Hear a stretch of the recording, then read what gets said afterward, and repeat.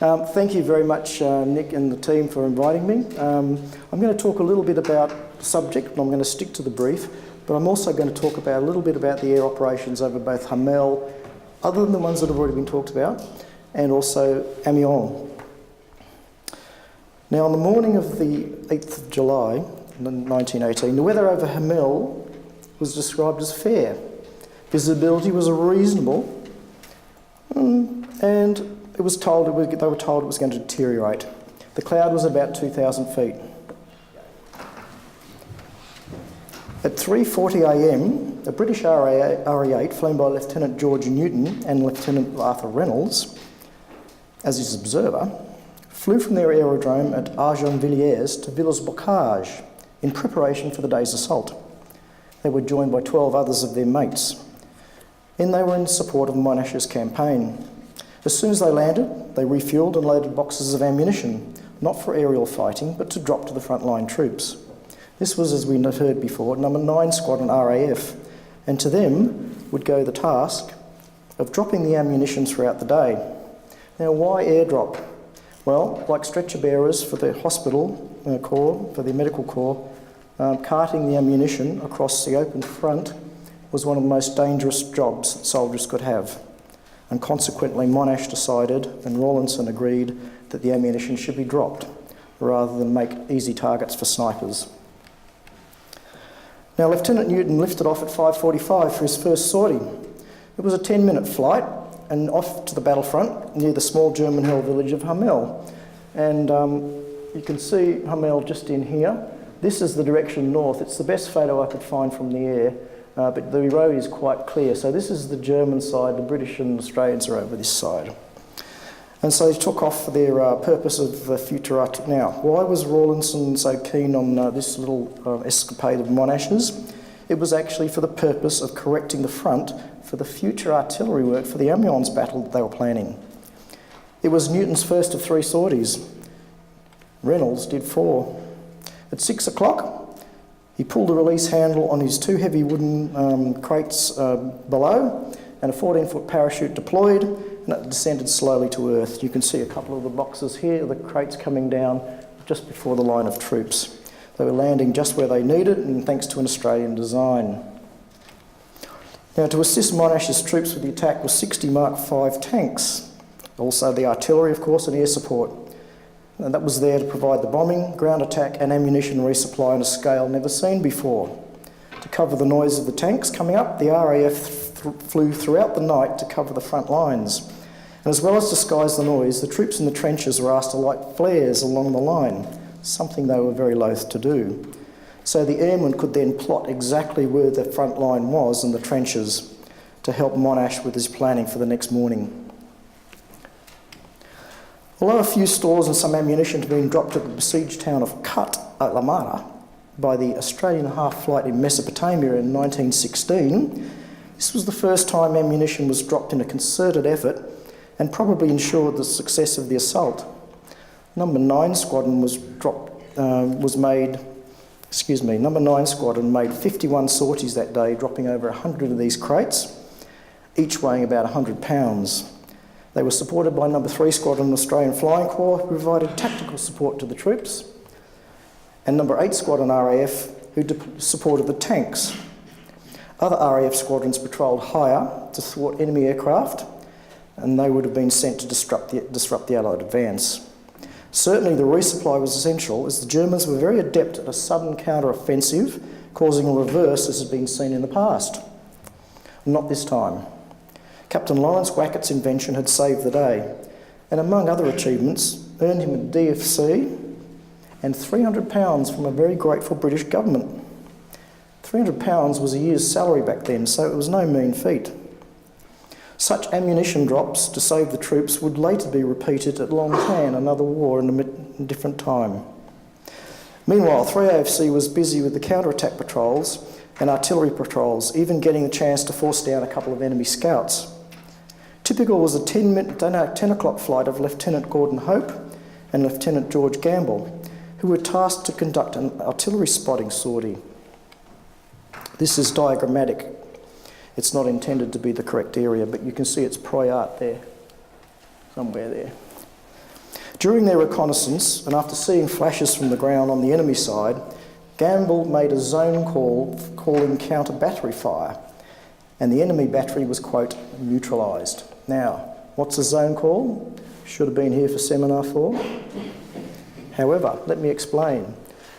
Each of the troops on the ground, or the artillery batteries and the airmen, had a coded square grid with various letters and numbers on it. And to show you an example, this is just diagrammatic only, 6,000 yard square grids overlaid over the map of the trenches. A target would be spotted in, say, this sector up here. The call would be map W, sector C, 21, northern area, and then they would call in the artillery and gradually correct it from the air. So this is how they did it. And of course, everything's happening at about 1,000 feet. You're being shot at. The artillery's still firing. You've got to watch out for shells going through your aeroplane. Yes, they did get shot down by artillery shells as well as AAA. But it was all in a day's work for these guys. But I must stick to my brief, and I will. But I will digress to briefly cover the evolving nature of air war over the Western Front. By 1917, most of the air roles we recognise today, perhaps with the exception of air-to-air refuelling and maybe the use of drones, were commonplace over the Western Front.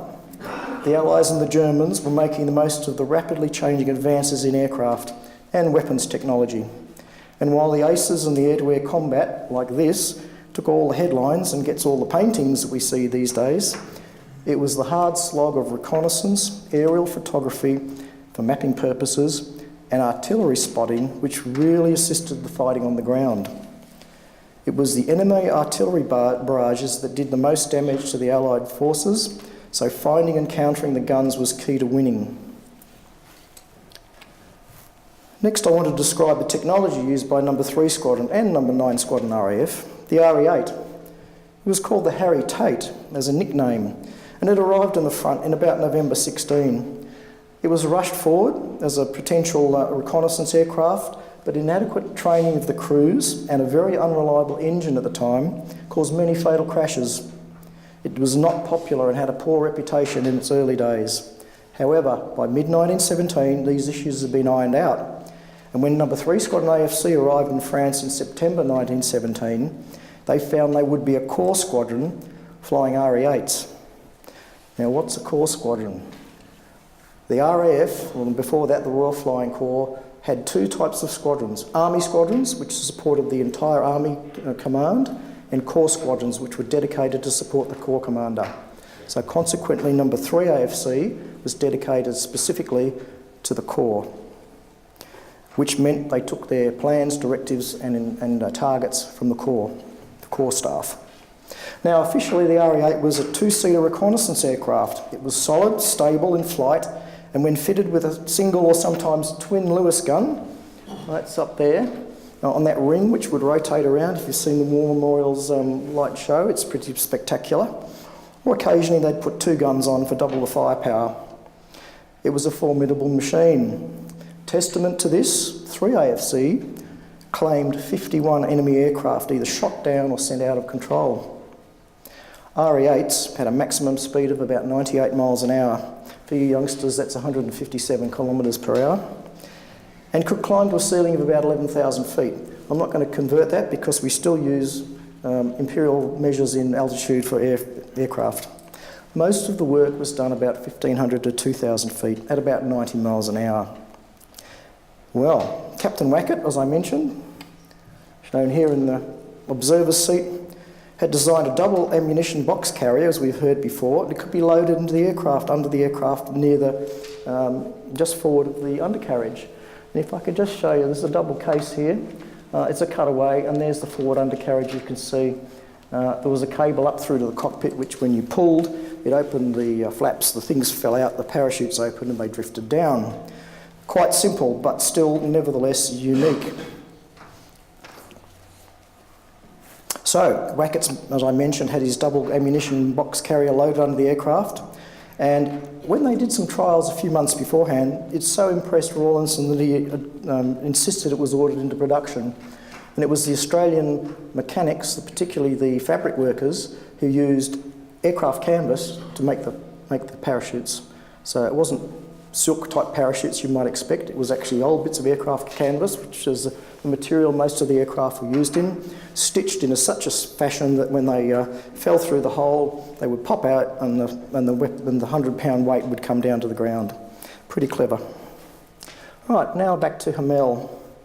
The artillery opened up at 3 a.m, followed by the tank and infantry advance behind that creeping barrage we heard about. The squadrons undertook their assigned duties, and the 93-minute battle we know was a success. However, it was not without loss for the airmen either. 6 No. 9 Squadron aircraft were shot down, and elsewhere 20 other Allied aircraft were shot down over the front on the 4th of July. Just another fateful day in the air. Now let me turn briefly to the Amiens Offensive. In preparation, the planning was also to be meticulous. The British official historian states, quote, "At daybreak, the night bomber squadrons would attack aerodromes." It's on the 4th Army front, with fighters in support. The fighter squadrons afterwards were to stand by ready to operate if the enemy appeared. The day bomber squadrons were to attack the main railway stations, junctions in the area, and in the evening to prevent reinforcements of them. The core squadrons, such as 3 AFC and 9 Squadron, would continue their groundwork as usual. The Amiens Offensive opened with over 2,000 guns at 4:20 a.m. The aircraft were already in the air, but the poor visibility hampered their effectiveness. Like Hamel, moments later, the tanks and infantry began their combined assault along that 20-mile corridor that Paul mentioned between Morlancourt and La Neuville. Australians and Canadians would make up the main striking force here, pushing the surprised enemy back by up to 8 miles. For the airmen, the Amiens attack was the beginning. It's the beginning of the end for, of course, the campaign, but the beginning of the 8th of August would go down as the most important, if complex, few days of fighting they had ever undertaken. This may surprise you, knowing the number of months of air fighting that had been going on in the Western Front. Now, the main role of the air elements was to maintain constant support for the troops and the tanks while they were continuing to direct artillery fire and to keep the air free of enemy harassment. When the visibility finally cleared after 9 a.m, and being concentrated into a small area of airspace, the airmen became very, very significant targets for both enemy fighters and ground fire. Now, while the RAF dominated the air throughout the morning, the fluid and fast-moving pace of the battle made the core work, that is the close liaison with artillery, tanks and troops, much more difficult, not helped by High Command making moving changes to the plan. Instead of continuing to bomb reinforcements and enemy aerodromes, as had been the original tasks, the bombers were suddenly switched to the 11 Somme bridges, all of which survived the onslaught. Consequently, whilst that distraction was occurring, the German fighters made most of the confusion. How difficult was this day for the RAF and the Australians, I might add? Ladies and gentlemen, this may surprise you, but there is no other day of the war that sustained a greater number of casualties.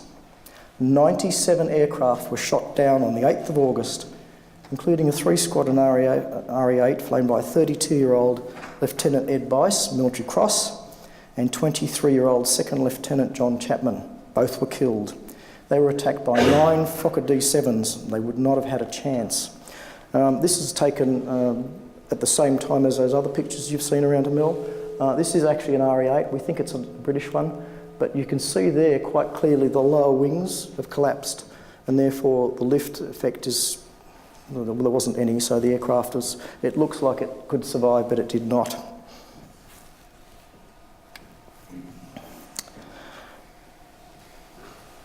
German General Ludendorff also called the 8th of August the Black Day of the German Army, for the losses they sustained, not so much from casualties killed, but from the number of troops that surrendered and gave up the fight.